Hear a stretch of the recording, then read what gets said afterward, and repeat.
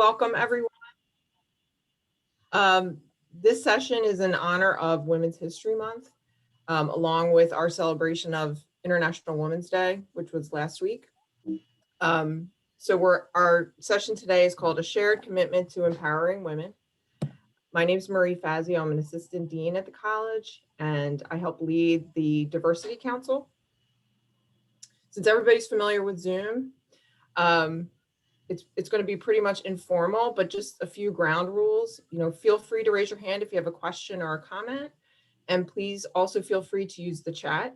We'll be monitoring that, Dave and myself. We're also going to have a little bit of fun and give away Dr. Porges' new book. If you're lucky enough to receive it, we'll let you know at the end of the session, and we'll just get your address and send it via Amazon. So that's something to look forward to. So with that, I'd like to turn it over to Suki Sandhu. So she works with us as the project coordinator for the council. And in addition, she's a master's student at CCI studying human-computer interaction and user experience. So with that, Suki. Hi, thank you, Marie, for the kind introduction. And again, welcome everyone. Again, my name is Suki, and I'm super excited to be hearing more from our two guests today. So we have Dr. Marisa Porges, who is the head of the Baldwin School, an all-girls pre-K through 12th grade school located in Bryn Mawr, PA. And we also have Danica Pascavage, who is the Philadelphia Outreach Manager for Tech Girls, a nonprofit that inspires middle school girls to explore the possibilities of tech to empower their future careers. And before we do get started hearing from both of our amazing guests, I'd love to see who we have in the audience today, just so we know. If everyone could drop in the chat, whether you're faculty, staff, students, outside of Drexel, we'd love to see who our audience is today. Staff. Suki, quickly, we'll just welcome our dean, Edang, who's joining us this evening. He's waving. Welcome. Hi. Hi. Oh, this is a great variety too. Looks like all across the board. Yep. Outside of Drexel, CCI staff, visitor. Wow, that was super exciting. We're super excited to have pulled this off. Marie and I and Dave and Dr. Heverin, we're super grateful for both of our guests for joining us today, because it was a lot of planning, and fingers crossed it all worked out. We're super happy to have everyone here. Okay, so wow, and a Baldwin parent, Tech Girls volunteer and Baldwin parent. Perfect. All right, great. We have a solid mix today. And well, again, welcome everyone. And to get started, we're going to hear from both of our guests here today, and then we'll kind of just deep dive. And if at any time anyone has any questions, just drop them in the chat and we'll get to them as well. So Dr. Porges, I guess I'll hand it over to you first.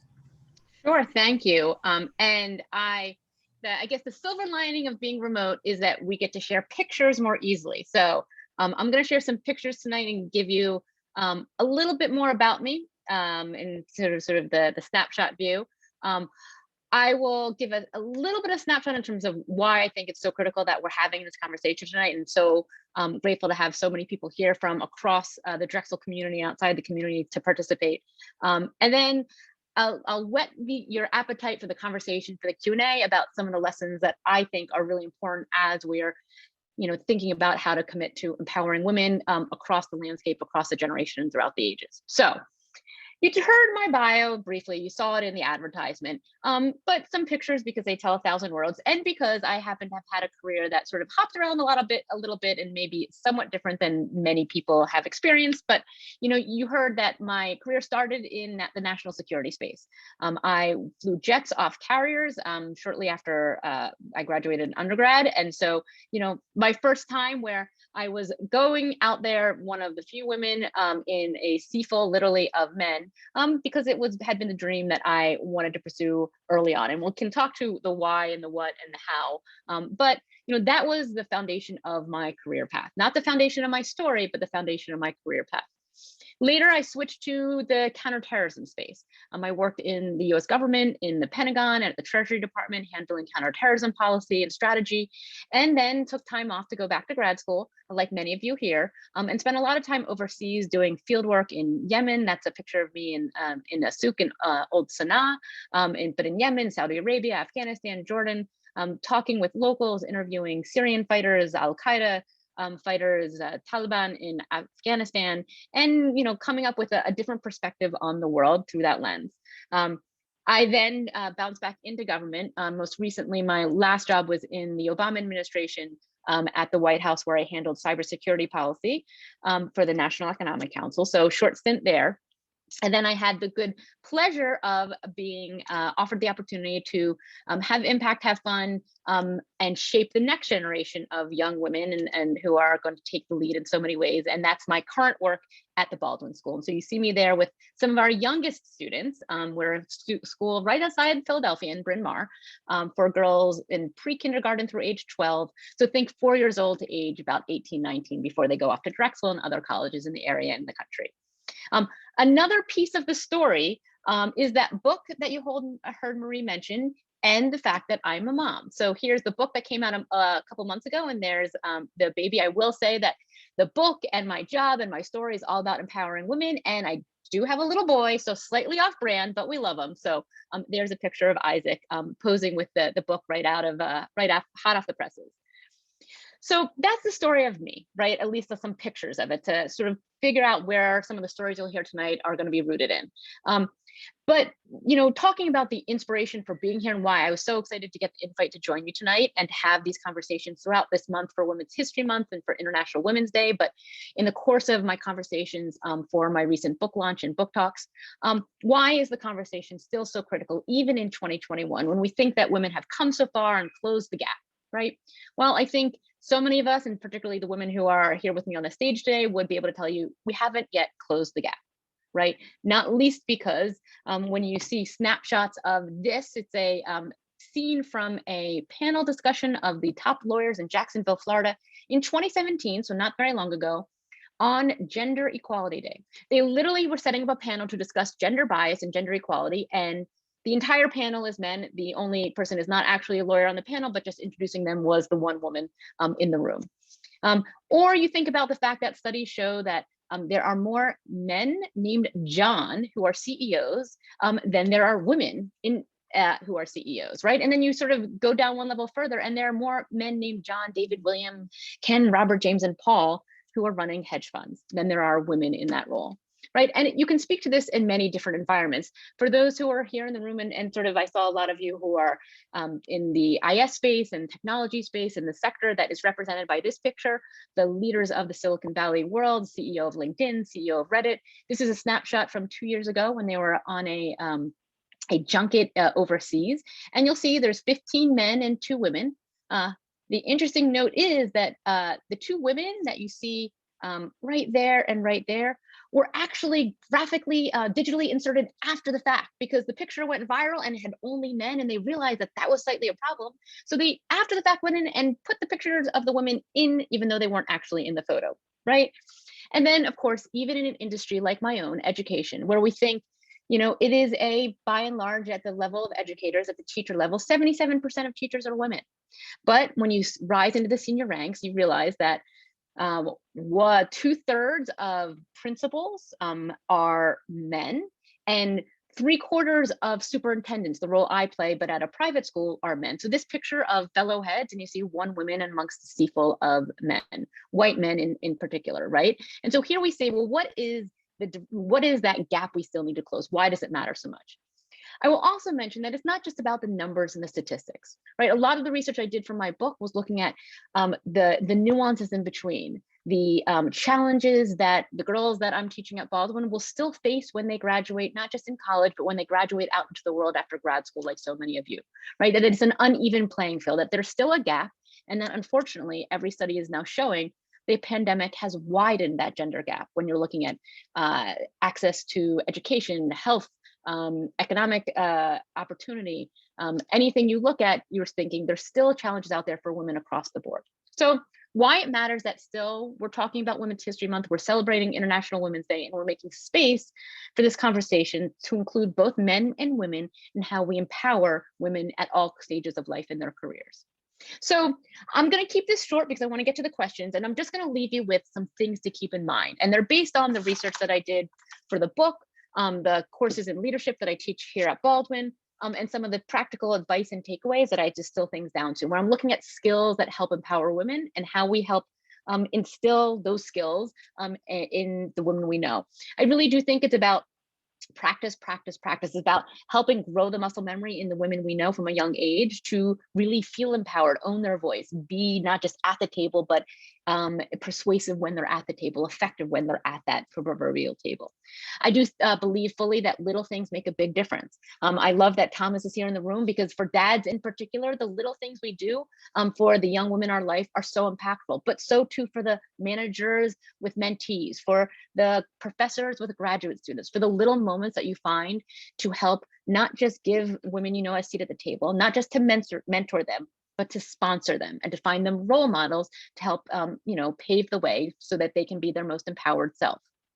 And then last but not least, I suggest that having really candid conversations, hopefully Danica and I will have some of those tonight about what we're seeing in the world and what it looks like.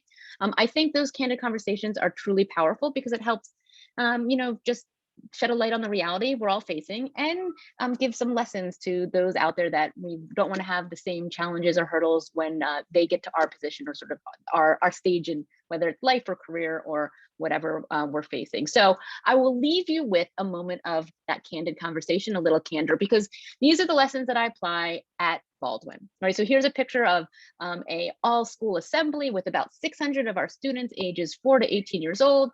And at that moment, you would have heard that there was a baby at home that I was trying to juggle.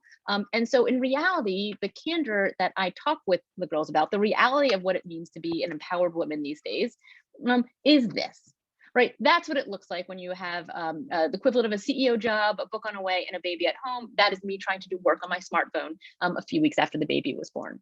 And that's an okay thing to share, right? Because the reality is we need to see moments like that so that we remind ourselves it's not about being perfect. That's not what empowered means. Empowered means being impactful and being our personal best. So with that, I will leave it again. Just want to give you a quick snapshot of who I am and sort of some of the things that are on my mind. And I will hand it back to Suki. Thank you so much. Just hearing that, I feel empowered. I'm like, what should I be doing next? Just hearing that. And I'm super excited to read your book. That sounds amazing. Just with your background and your experience. And, I'm super excited myself to see, what at this stage in my life, do I need, how can I be empowered? So thank you for that. I have a couple of questions, but before we get into them, Danica, I'm going to hand it over to you so we can hear from you. Great. I feel like that is a tough act to follow. I should have went first. There'll be no jets in my story. We're staying on the East Coast. There's no presidents, but it's probably a more typical story for a lot of women out there who don't get to meet the president. So just kind of thinking about my journey and how I got into tech. And I have two pictures that represent probably the first two very minor things that happened when I was younger that probably set me on my trajectory. Like we mentioned, I now work for Tech Girls, so I am in technology still, but there's been a few steps along the way to get me there. And so on the left, you see a picture of a very old computer, and that's an Apple IIe. That was the first computer that we had in our house. And as I've been studying the history of women in computer science and programming, and if you've done the same, you've probably read that women used to be a lot more involved at the very, very beginning. Women were some of the first computer programmers. And there's a lot of theories on why that changed in the 80s, what happened. And one of the theories, there's so many out there, but one of them that just caught my eye because I could relate to it was the personal computer. That was when the computers came out and they were marketed towards boys. And so when parents bought them, the research shows they actually put them into the boys' bedrooms. I had no idea about this until I read that research, but my dad put it in the dining room. And I used that computer as much as my brother. Now, we were just playing games, but still we were getting comfortable with the idea of booting up. You had to use a disk to boot it up back then, getting comfortable with using a computer. Likewise, my dad also, the thing he cared the most about in terms of grades is math. He really cared about math grades. And he didn't care if it was my brother or me, it was all about math. So it wasn't like he decided, oh, for my brother, we'll care about math, and for Danica, we're going to care about English. The other side of this picture is computer programming in basic language. So that was my first language that I learned in middle school. They made us all take a programming course, and I learned how to do basic programming, make a little block person that jumped and did a straddle jump. And I was a gymnast, so it was really fun for me to create that program. They were able to take programming and put it together with something that I was interested in. We were allowed to have that flexibility of what did we want to do with it. I didn't walk out of that class thinking I wanted to be a programmer, but I did walk out thinking I like that class. So when it came time for me to go to high school in Bucks County, I did take a computer science class. I took the only programming class that they taught, and I was the only girl in that class. I really loved all my math classes. They were very challenging. They were getting harder. I wasn't always getting A's, but it was still my favorite class. And then I took a lot of physics. I was the only girl in my AP physics class. Now, being the only girl in those two classes, it didn't bother me. I know it does bother some girls when they walk into that room, but it didn't bother me. It was honestly a sense of pride for me. I think also kind of being a gymnast, there was a lot of, that strength that I could do more pull-ups than the boys in middle school. So I kind of always had this pride about being able to hang. But I would look across the hall at the AP Bio class, and there were all my girlfriends in there. And, I was kind of sad when they were all laughing together. But I made some really good guy friends in all of my classes. And the picture that I have here is just to kind of show that tech wasn't the only thing I was into. And that's one of the things that we really, really try to dispel in terms of myths at Tech Girls, is that tech is not, if you like tech, it doesn't have to be the only thing you love. And we don't show that in the media. When we think about the media, we think about a guy in the corner with a hoodie on, typing and not talking to anyone. We don't show that tech is collaborative or creative, or that you can like fashion and like tech. And I think what's happened is, as we've shown that more and more in the media, people believe it more and more. And so now you've got kids who are going into comp sci that's all they did in high school. They just did tech. And so when they get into college, they're worlds beyond the person like me who did gymnastics and all these other things and just kind of played around with tech on the side. And now when I would get to college, I would feel like I was behind. I think that's happening in a lot of cases now. We're really making kids kind of pick one thing and stick to it instead of that well-rounded choices. But anyway, at the end of high school, the internet really wasn't a thing yet. So I didn't know what I wanted to do. And I really liked math, and I thought I'd be a math teacher. My math teacher said, don't be a teacher. Go get a math degree. You can go out into the world and do math, and then you can come back and teach. It'll open up your options. So I went to University of Maryland, and there's no jets in here. There's instead a toilet paper dorm, which I'm now very embarrassed about, but this is life. But also up in the right, we're sleeping out for our Duke, Maryland tickets for basketball back in the day. But some of my experience educational wise, my first roommate up in the left, she was actually an engineer, and we were just happenstance that we got to be roommates. And it was really helpful because STEM, engineering and math, the workload's a little heavier. And so it was good to have someone in the room that understood when we needed to study. And then down in the right was the only girl I ever saw in my math classes through all of Maryland when I was taking my math classes for my major. Oops, let me go back up for a second. I did take a few comp sci classes, just a few physics classes. Had no idea what to do with this math degree when I was graduating. And luckily IBM came to the college and they said, we're looking to hire people. And they had different people up there talking about what you could do at IBM. And one was, we program the software. Well, I didn't feel qualified for that yet. I hadn't done enough classes. We do stuff with the hardware and try and sell it. I wasn't there yet either. But one person said, we teach people how to use all these systems. And that's what I wanted to do because I always wanted to be a teacher. So I jumped up for that one. And they taught me Unix and Unix administration and shell scripting. They taught me Red Hat Linux. When that first came out, we were able to pair up with Red Hat and teach Linux for them. And I traveled all around the country teaching Unix and Linux. I would say 9.5 times out of 10, I was the only woman in that room when I was teaching. I know the numbers say they're a little bit higher than that, that it's 25% women in tech, but just like you talked about with education, you know, sometimes we look at the numbers of women in education, but what's the number of the women who are at the top? So again, when you talk about technology very broadly, yes, we might be at 25% when you're getting into things like administration for some reason. That was not a field women were looking to. And I was confused by it. I loved it. I loved teaching it. It was nice that I never had to wait for a bathroom. So there were some advantages to being the only woman in the room. But every once in a while, it was nice when there was a woman in the class. And my very, very last class that I taught, for the first time, I had more women than men. And that was only because there were 5 people total in the class. It was a small class. 3 happened to be women, which was still the most number of women I had in a class, and 2 were men. So while I was working there, I had 2 daughters and I decided to do contract work. So I wasn't working as often. I could pick and choose when I wanted to travel. My neighbor across the street said, I found out about this organization called Tech Girls. They teach technology to middle school girls. My daughter was in middle school at the time. So he said, I'm taking my daughter down. Do you want me to take yours? Yes, please. So they went down to Philadelphia. They learned JavaScript. It was awesome. She went to a second workshop. She learned HTML. It was great. I started getting on their newsletter. They needed people to volunteer. So I started to volunteer for them. And then came another newsletter that said, we're looking to hire. And I was very, very ready for a new career.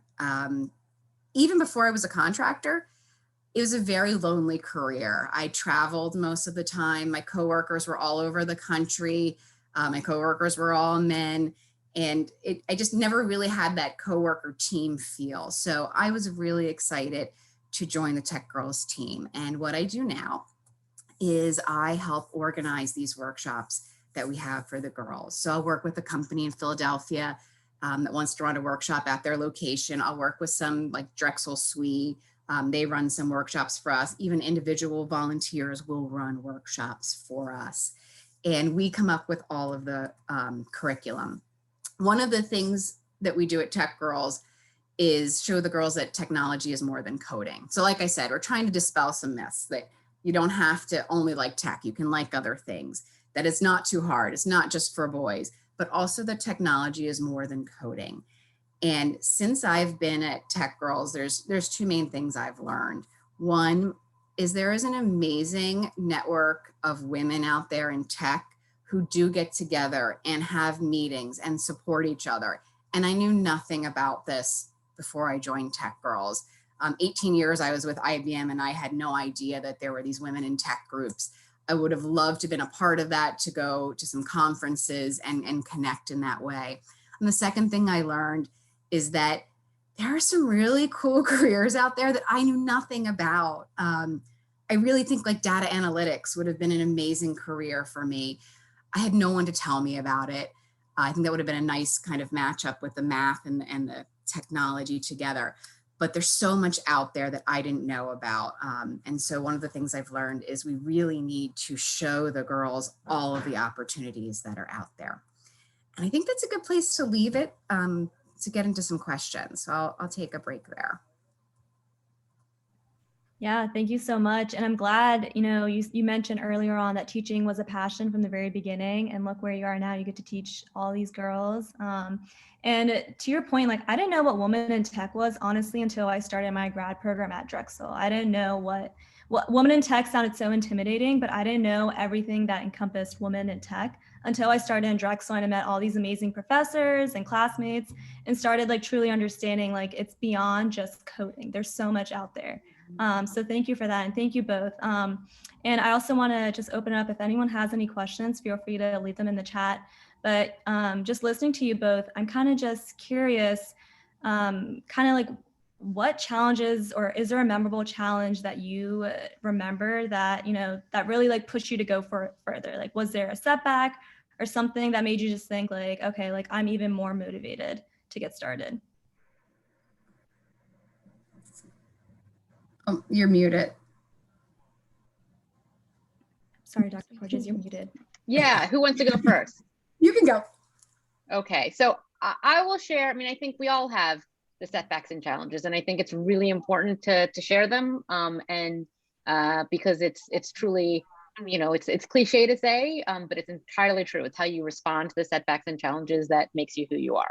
And I think it's an incredibly powerful thing for girls in particular to hear at any stage about challenges, because girls have a tendency to lead into perfectionism, right? And we see that particularly in teenagers, that's something that can be problematic, particularly if you want to go into a tech industry where we know it's all about trial and error and failure, and then you finally solve it, right? Mm-hmm. So with that in mind, I'll share one story which is sort of set me on a different path, and was the moment when that version of myself I imagined from an early age, which was I was going to fly jets for the military. That was my dream. That was what I was going to do, and it got totally taken aside. And it essentially, I realized it didn't suit me. Turns out that for most of my Navy career, I got violently airsick in the jet. From the first day of flight school till like my training for my second deployment, I would whatever I ate for breakfast would be what I tasted later on that day, right? And I thought that was just something I needed to get through, right? I had visioned myself as a certain way early on as a child. I had sort of set myself up for a path, and I was like, no, you got to do this. You were committing to something. You can't back down. I sort of had this vision of like, you got to just stick with it, right? I thought that's what resilience meant. I didn't understand that resilience meant adapting and then figuring out a new path. And it wasn't until we were preparing for my second deployment, and I got paired with my skipper, my captain, who was my mentor. And we went out for a really long mission. And on the way back, I started getting headaches and nausea, and just like we were coming into land on the carrier, and suddenly I wasn't myself, and he could tell. And he's like, what is going on? And we were preparing for to go back out into the Gulf and sort of for combat maneuvers and things like that. And he pulled me aside after, and he said, "Chopper," that was my call sign. He said, "Chopper, like, what happened up there?" And it was the first moment that someone called me out on the fact that your version of reality, it's okay if that changes. And that the whole point isn't to just stick with something and assume that's what you're going to be, and like figure out a way to get it done no matter how miserable you are or how much it's not working, right? He actually said, there's other ways you can have impact. There's other ways you can serve. Like, you have a whole other set of career options. Similarly, Danica, to like, if you had known all those other things you could have done, like maybe, right, if there's someone who pulls you aside and points that out. And so for me, it was a huge challenge. It was a huge setback, because it was a path I'd set myself on from like age 10 years old. And I thought this was going to be my life. And it was, in the middle of the Pacific Ocean. And he literally handed me a satellite phone and told me to call home. And I called my dad, and I said, "Dad, I'm not sure I can do this. Are you going to be upset?" And, of course, that's not at all what he was thinking. But I do think that it's helpful to remember that resilience isn't about just sticking with it. It's actually about adapting and changing. And part of it is having mentors and people in our life who help show us the options, so that we try out different things before we just assume we have to commit to one path. So I think that would be the challenge story I would share. I would say that my challenge is a little bit more general. My challenge is that I had no mentors, and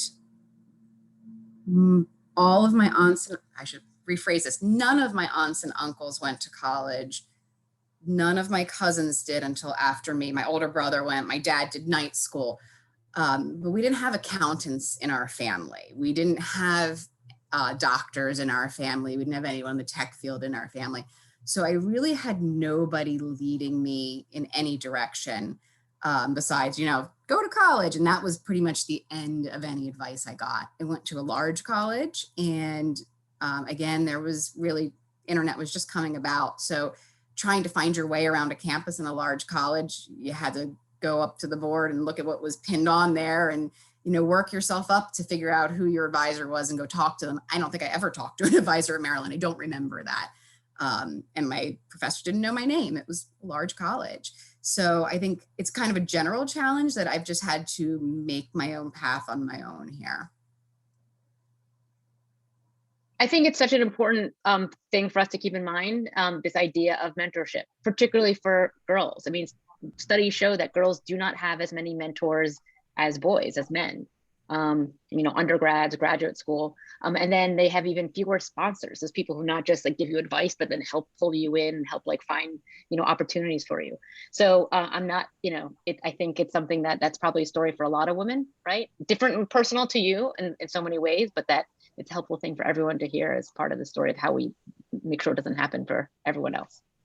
Right. And how would you both recommend, like, not everyone does have a mentor or a sponsor, like, what can we all do, whether, we're a parent, whether we're a student, whether we're faculty or staff, like, what can we do to support and empower young women? Like, should we volunteer? Are there specific books we can recommend, podcasts? So all of that, yes, obviously. But there's a lot of other little things that you can do. And the little things are when you're around girls to just talk about any injustices you saw. So I'm always talking about that in front of my daughters, and they're little social justice warriors right now. But talking about that and showing them there's lots of ways to have their voice heard. I do a lot of writing into people when I see things I don't agree with. I wrote into McDonald's about their styrofoam a long time ago, and then it went away, a few months later. And of course, I'm like, look, I did it. I'm sure I didn't do it, but the thousands of Danicas that wrote in and talked about that. And it doesn't have to always be these big things that are being affected. My daughter wrote into Turkey Hill because her cookies and cream ice cream didn't have cookies in it, and they gave her coupons. So that little moment when you're 15 holds on that my voice was heard. And I'm important. The other thing I think that you can do, again, it's little things, is how do you talk to little girls? Do you go up and say, your outfit is so cute? If you really like the outfit, maybe you want to focus on her fashion sense, not necessarily the outfit, but that she took the time to put that together. Or better yet, try to find something completely different to focus on. I'm really big with my cousins, again, because I'm the only one in this sphere. When I see my little girl, my cousin's child, which is a girl, doing this, I'm like, oh, she's going to be an engineer someday, I'll say to their parents. Or I'll look at her and be like, oh, wow, that was really cool. Do you do like engineering at school? Or like, do you love math? And just get them all those ideas. The way we talk about ourselves or our neighbors talk about themselves, it hurts me inside when I hear a woman say, oh, Sally needs help with her math homework. We have to wait till dad comes home. Those little tiny things that you're verbalizing, math might not be your thing because of the environment you grew up in, not because it's not your thing. So don't keep passing that down. And the last thing that I really think is important is it's not just the girls, it's the boys. So don't just take your daughter to go see Hidden Figures. Don't just take your daughter to the women's soccer tournament. Take your sons. Take your sons and your daughters. And then the sons and daughters, the daughters feel like, oh, we're worthy, not just of women cheering for us, but of men cheering for us. And that little boys can have models of women, because for so long, us as girls have only been able to have men to look up to in some of these positions. But to be able to have, boys looking up to women playing sports or women in Hidden Figures says something to the little girl sitting next to them too. Right. Dr. Porges, did you want to add anything? I mean, I think what that advice was great. I think specifically also on the idea of mentorship, which in terms of how to find mentors for girls, Suki, was that part of the question as well? Or yeah, I mean, I think this is where we need to be, I think, conscious of the role we can each individually play with women in our life. I think it's something that gets overlooked a lot. We're all busy. We all think it's somebody else's to do. And I think a lot of times informal mentorship, informal moments where we pull members of our team aside, members of your research group, members of just sort of whoever's in your environment, and look for the person who you think is likely not getting it other places, right? And so this goes to Marie, your question about inclusion. And I think sometimes we have to be, this is where we have to be as or even more conscious of those young women in our lives who aren't going to have somebody necessarily on the home front, or aren't necessarily going to have as easy access to informal moments of mentorship.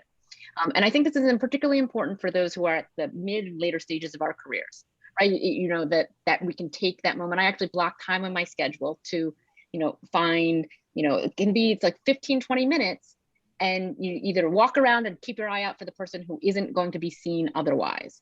It's often a woman, it's often a person of color, right? And then find a way to engage them and make it a regular moment. And then remind them that they have to do their part. And I actually tell my students this, like when I mentor them, I tell them what they have to do next, because they're not there yet. And I'm sort of speaking high school students, but also for grad students, like college age student and those in their 20s, I will say, okay, this is what I just did. I offered you a resource. I introduced you to somebody. I sent you an article to read. This is what you're going to do next, because I know I'm doing it like I want them to succeed. It's not some big test. And I say, okay. And so I, in fact, coach them so that they can then be an effective mentor, an effective mentee to other people. So I say, okay, so what you're going to do next is you're going to follow up with me in a couple months' time, and you're going to send me an email, and you're going to say thank you. You're going to X, Y, and Z. And I think coaching like that is, we forget it when we're not in our own parent mode.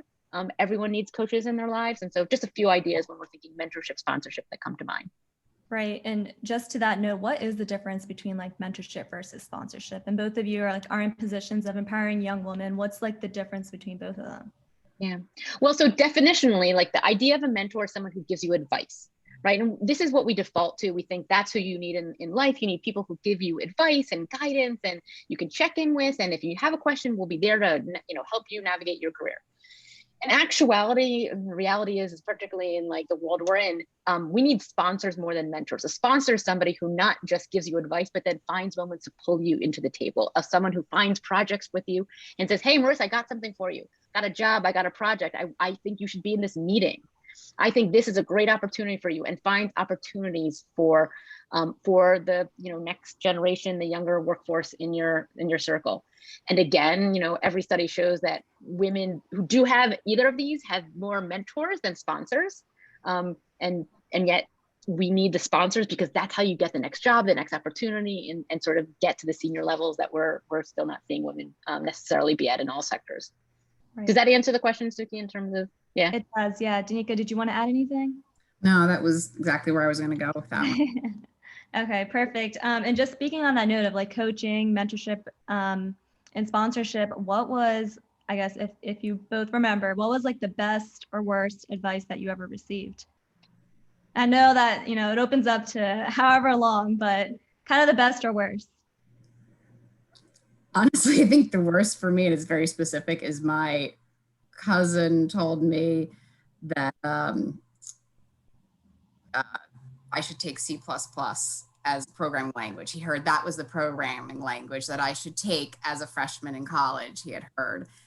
And I did not have the experience behind me for that, much less like I couldn't even find the classroom it was in. I mean, big college, I wasn't ready for that level of programming as a freshman, and it turned me away from programming, because I know Drexel's doing a great job of kind of changing this environment, but back then it's very weed out. You don't make it in that first one, they're not going to help you. If it doesn't compile, forget it. You're done. And that kind of set me back a little. Right. So I'll share on the other end a piece of good advice I was given. And it specifically goes to, I'm going to share like some personal story now, because it's about that baby you saw in the picture, but it's also a piece of advice that threads throughout many different things. And it was the ask for help advice. And I particularly remember when I was sort of, getting ready for, our first child's arrival, and suddenly life would change and all that, and okay, fine. But I was going to be able to handle it, because that's what I do, right? I sort of, if you couldn't tell from the earlier story about the Navy, that's sort of my modus operandi. And yet I had a close friend, colleague, we'd served together in Afghanistan. We'd sort of been in each other's lives ever since. And she said, ask for help. She said, ask for help. Don't be shy, ask for help. And sure enough, like there was a few times that I called, and there was one time I specifically called a Baldwin classmate who lives in the general Philadelphia area. And it was a night where I like needed somebody to come and hold the baby. I was like, I just need someone now. And she zipped on over and held the baby. But it's a piece of advice that I actually think I've applied without realizing it, fortunately, in a lot of other places. And whenever I didn't is when I struggled, right? This idea that we do have a team around them. They might not be mentors, they might not be sponsors, they might not be some of the other things we're talking about, but you can find a team, and we all need to build that team. And it's super okay, in fact, essential that we rely on that team and each other. And it's something we talk a lot about at Baldwin, and this idea of a network, a sisterhood, a circle of people that you can have around you to get through the challenging times, because we all have them. But I think sometimes women in particular who are, ambitious and want to get places are reluctant to ask for help, or reluctant to sort of say, cry uncle, and say, no, this is my my turn. Someone come help me out now. And so I think it's just helpful that was, one thing I try to share with the girls and think we all need to hear time and again. Right. And I guess in terms of volunteering, like how can we all get involved with either Tech Girls or the Baldwin School? Because you both mentioned kind of getting involved, empowering young women, and all these great tips. Like what are things we can do to get involved with both the organizations you guys are working for? From the most you go. Okay, from the most involved level would be helping us lead some workshops. So signing up to be a volunteer, looking at workshops that are available that we are looking for either leads or teaching assistants, or if you've got a group of people together that would like to lead one so that you're working with your team, you can do that. We also are looking for people to help with the curriculum, to create curriculum for us. But at a lower level of commitment is showing up at one of our table events and handing out flyers just to let parents know about us. And even a smaller, easier level is just sharing our events on Facebook, because there are so many parents out there who don't even think to look for this. They think to look for the soccer, they think to look for karate, but they don't think of looking for these extra opportunities for their daughters. And if you can follow us on Facebook and reshare, and that's usually the best place because that's where the parents are, it's amazing. And it's funny because my daughters are out of middle school now, but when they were in there and I would say to some of the moms of their friends, oh, my daughter's going to this Tech Girls workshop. Do you think your daughter would want to go? They would say, I don't think my daughter would like that. Like, it was an immediate reaction. And it's kind of like, well, why? Why do you think that? And, getting them to talk about it a little bit, then they would come to some workshops. But the more they see that other girls are doing it, that it's not weird or different. Middle school, nobody wants to be different. That's the big thing, is you want the same shoes and the same hair as everybody else. But same thing for the parents. Like, they don't want their kids to feel different and do these things that are, untraditional at that age. So if they see other girls doing it, they're more likely to join. So just share away. Of course. And if you don't mind, whenever you get the chance, if you could leave your email also as well, because I know, speaking for myself and others, that would be helpful to reach out just for volunteering. I'm going to say that, on the macro level, the best thing you can do is support Tech Girls, right? Like, what Baldwin is about is the message and the mission of, initiatives like Tech Girls, which is getting girls out into lots of different sectors where they aren't typically seen and heard, and making them feel confident and strong there. And then we educationally sort of like create the grounding and foundation for more and more of that. So thank you for that, because that's what, amplification of the Baldwin mission is. And then on a lower level, I mean, I have a Baldwin parent here who sort of volunteers and does workshops for us on cybersecurity, and make sure that like our kindergartners are like, well ahead of the cybersecurity curve. So thank you for that. But, we're always looking for people to do workshops like that, and people to join our, now particularly on Zoom, we have a lot of, experts who Zoom in. We had a paleontologist Zoom in for, our first graders a couple weeks ago. And so we're always looking for folks. And so for those who are out there with expertise and interested in getting involved and becoming the role model that we need our girls to have, reach out, find us online, find the head of our computer science department, the head of our engineering department, or whoever, and shoot them an email, because we're always looking for resources like that who, just want to help out, spread the word. Absolutely. Yeah, that's great. Definitely we'll look into that. And also I just want to pause because time is just flying by. It's already 6:46. I did get a private, and if anyone has questions, feel free to add them to the chat. But I did get a private question. So this one says, how does Marisa balance and speak to students, young girls of color, who have a smaller space in the tech field to succeed, and also address the challenges they will face in the workforce? Yeah, thank you for asking that. And it speaks also to the question that Marie, that you had put in, or someone else sent in terms of, how do we think about inclusion, and what does that look like in the Baldwin space? And I'm sure, Danica, you sort of have a lens on this too, because it's incredibly important and incredibly front and center for us. We have an incredibly diverse student body population, 40% self-reported students of color. And for us, that's like indicative of the need to be as diverse as possible, representative of not just the local Bryn Mawr area, but sort of the wider Philadelphia area, and make sure that we can find all the girls who want an academically rigorous program, yes, but sort of like want an environment that is nurturing of difference, of difficult conversation, and of sort of like figuring out consensus, ways forward that understand that doesn't mean solutions, right, or single right answers, but just sort of figuring out ways together to, have positive impact is sort of the core of our mission.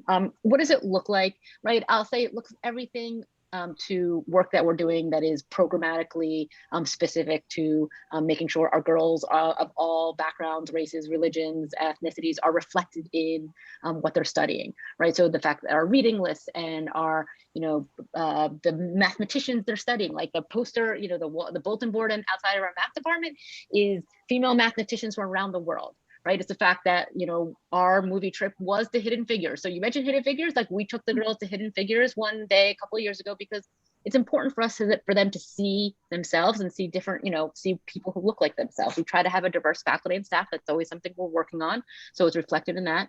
Speakers, programming, but it's also helping the girls understand the value of their personal identity and sort of helping empower that voice.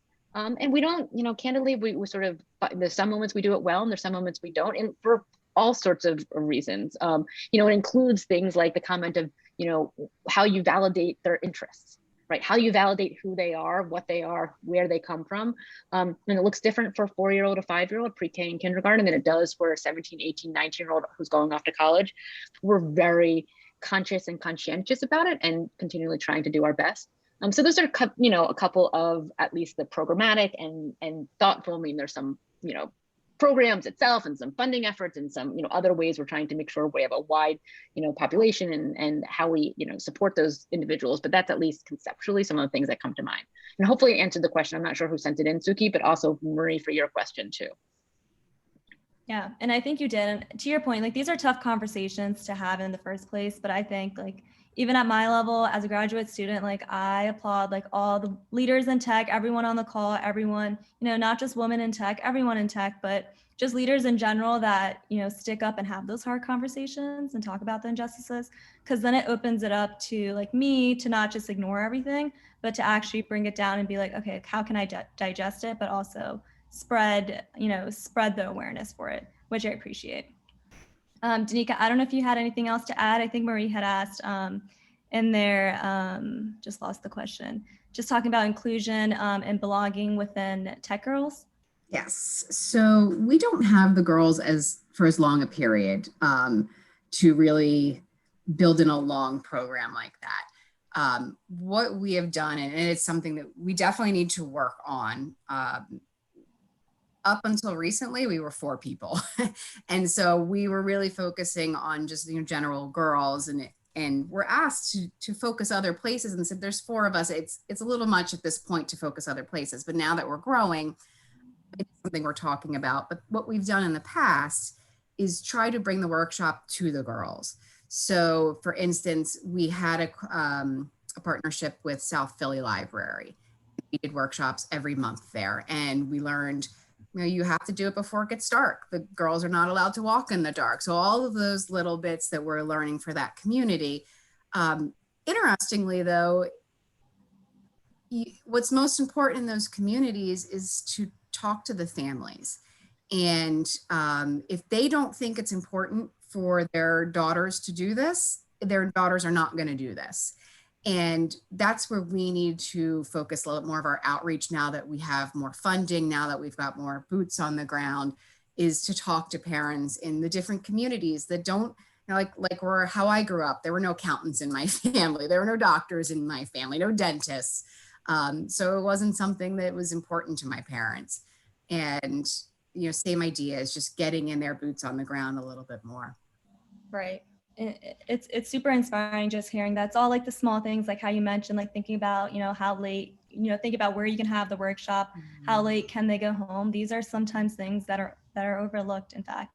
So it's not an easy ask, but it's something that's meaningful, to your point. Great. So I have to ask both of you, what's next for both of you? It's kind of, I know it's a deep question, but I'm just curious, whether it's something small or big. So Tech Girls is growing. We were acquired by CompTIA, which does certification tests. They have a nonprofit arm, and we've been hiring, and we're going to different cities. And so I'm really excited for our growth to see what other positions open up that I can join. We're doing more with after school clubs, that type of idea, where we can start to make that difference that I was just talking about making people feel more included, is actually seeing them every week and forming that relationship versus just a one-time workshop. But on top of that, I've got one going to college next year and one going to college in 2 years. And honestly, probably the biggest next step for me is figuring out who the heck I am again. What do I like to do? Like, people ask me, like, what do you like to do? I don't know. Take my kids to soccer. So, just finding myself again, whether that's career or hobby or what, I think is really exciting. That's amazing. Happy to hear about everything that Tech Girls is getting involved. And to your point, I feel like I always hear that about moms, when moms are like, well, our kids are off to college. Like, what do I do now? Like, past 18 to 21 years, I was doing that XYZ. Like, what are my new hobbies? So that's great. Congratulations. Very exciting on both the Tech Girls and the kids off. For me, the actual answer to the question is, it's spring break next week at Baldwin, and I'm really looking forward to it. And I say that jokingly, but not, because we've been running school in a pandemic for 12 months and 1 week by now. So we are exhausted. And it's been a lot, and I'm very proud of the team at Baldwin and the girls and the teachers who've been stepping up to give the girls as best they can in this time, but we all really need a few days off. So in the immediate future, there's spring break next week. So there's that. And then for me, I'm proud that despite it being a pandemic, that like the book came out. And so for those who haven't checked it out on Amazon, What Girls Need is available on Amazon. Pick it up. But I'm doing a lot of promotion to get the book out, because it's important to me that the message is full of stories and research about, women and girls and sort of the skills that they need for the 21st century. But it's a really important message that we do every day at Baldwin, and that I'm trying to get out more widely. So that's besides, again, making sure we have a fun, full rest of the school year. Don't worry, Thomas. Nina's going to be taken care of. School is on for when we get back from spring break, but those are the things on my mind. That's super. I myself also am excited for spring break. So I 100% agree on that. It's the honest answer. It's totally fine. It is. Yeah, but that's super great with your book. And also we did have a raffle for the book. So I just wanted to say thank you, Marie and Dave, for coordinating on the back end. But the winner of the book for the raffle is Karen DeVos. So yay. So we'll reach out to you to send you the book right after the call. But I do want to end just to see if either Dr. Porges or Danica, if you guys have any last remaining thoughts as we close up, or if anyone else has anything else they wanted to share. Go ahead, Danica. Gosh. Oh, you go. Sure. But so listen, I just wanted to say a tremendous thanks. Danica, was fantastic to share the stage with you. Suki, wonderful job moderating, and Marie and Thomas, thank you for setting this up. I think these conversations are incredibly important. So my closing thought is to make sure we're having more of them, not necessarily, over Zoom in a formal way that we have to, feel like it needs to be recorded and promoted, although that's fabulous too. But the informal ones we have around the dining room table, or, on the car ride home from whatever, that looks like, or over FaceTime or text message or whatever you're doing, TikTok, I don't even know, right? With whoever's in your life, girls and boys. I think honest conversations, candid conversations about what we're seeing, the challenges we're facing, our moments of good and bad, failure and not. And I think the pandemic has really taught us the power of those moments more and more. So I would just stress for everyone listening, take a moment this next few days and have one conversation you didn't think you'd have with, I'll say a woman, right? Because that's my audience, a young woman in your life, whether it's a mentee or graduate student or a niece, a daughter, somebody who you think, hey, let's just share something I wouldn't have shared otherwise with them. So I would say that, you kind of said the power in the moment, and sometimes it's those little moments. It's how you talk to the little girls. It's how you talk to your sons about women. It's the things that you're sharing as a role model that you're doing and talking about any injustices you've seen to both the boys and girls in your life. Absolutely. Yeah. Great advice. And, I want to thank both of you. The stories are super empowering and inspiring. And I can speak for everyone that it's important to have these conversations. And to your point, they shouldn't just be over like Zoom. We should be having them at the dining room table and, on social media, and just pointing out everything, like all those small moments, all the big moments, and really applauding all the women out there, no matter, what phase or level they're on. Well, thank you both. I want to close. If anyone else has anything else, please feel free to add. And I want to give a huge shout out to both Marie and Dr. Hebron for putting this together as well. They did a lot of work on the back end and recruiting our amazing guests as well. Thank you, Suki. Wonderful job. Thank you. And I hope we can continue the Thank you, everyone. conversation. Yes, we'd love to. Thanks again. Have a Thank you, good evening. everyone. Bye. Bye.